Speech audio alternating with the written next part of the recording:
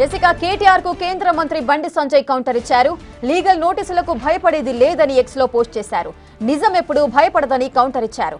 Phone tapping చేసిన వాళ్లే భయపడతారని బండి సంజయ్ చెప్పారు.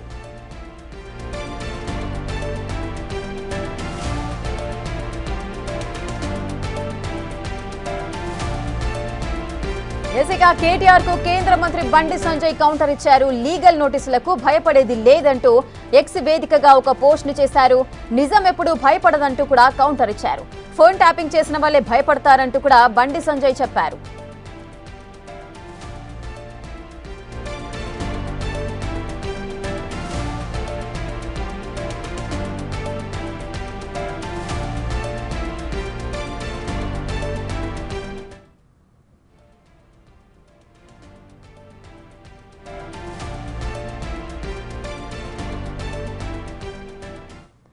ఇక పూర్తి డీటెయిల్స్ మా ప్రతినిధి వెంకట్ అందిస్తారు.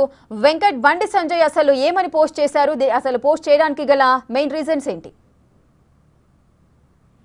ఫోన్ ట్యాపింగ్ అంశంలో రీసెంట్ గా 2 రోజుల క్రితం బండి సంజయ్ చిట్టు ముందరకు హాజరయ్యారు.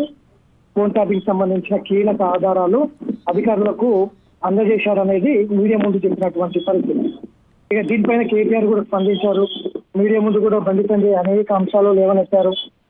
కుటుంబం సంబంధించిన అంశాలు, బెడ్రూమ్ లో ఉన్నటువంటి అంశాలు కూడా విని జీవితాలను నాశనం చేసినటువంటి బ్రతుకు కేటీఆర్ ది, ఇటు కేసీఆర్ అంటూ కూడా అనేక అంశాలు మీడియా ముందు ప్రస్తావించినటువంటి పరిస్థితుల్లో కేటీఆర్ కూడా బండి సంజయ్ వ్యాఖ్యలకు కౌంటర్ ఇచ్చారు. ఇది నిరాధారణమైన కామెంట్ చేస్తున్న బండి సంజయ్ ఖచ్చితంగా 48 గంటలు ఆయనకు సమయం ఇస్తున్నాయి. 48 గంటల్లో చేసిన వ్యాఖ్యలన్నీ కూడా నిరాధారణమైనవని వచ్చి క్షమాపణలు చెప్పాలి, లేదంటే లీగల్ గా కోర్టుకు లాగుతా అంటూ కూడా కేటీఆర్ బండి సంజయ్ కి కౌంటర్ ఇచ్చినటువంటి పరిస్థితులు ఉన్నాయి. ఇక దీనిపైన బండి సంజయ్ కూడా స్పందించారు.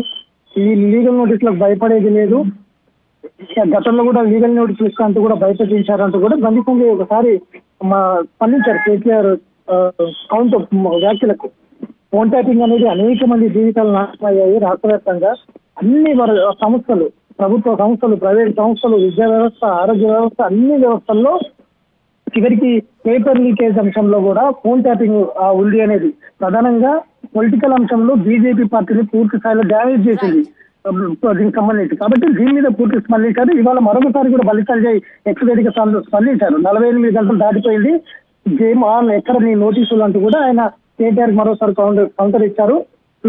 నిజం సింహం లాంటిది, సింహం భయపడదు, తనకు తాను రక్షించుకుంటది.